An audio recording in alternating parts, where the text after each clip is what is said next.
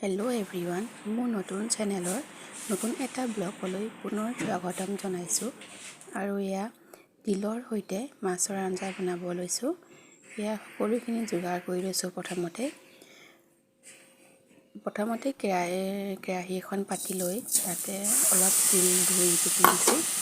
তিলখিনি আগতীয়াকৈ ধুই থ'লেও হয়, মই এতিয়া ধুই এয়া অলপ ভালদৰে ভাজি ল'ম। তিলখিনি যেতিয়ালৈকে ফুটি নুঠে তেতিয়ালৈকে ভাজি ল'ম। এয়া ফুটি উঠিছে আৰু এয়া ভজা হৈ গ'ল। আৰু ভিডিঅ'টো স্কিপ নকৰি শেষলৈকে সকলোৱে চাই যাব বুলি আশা ৰাখিলোঁ।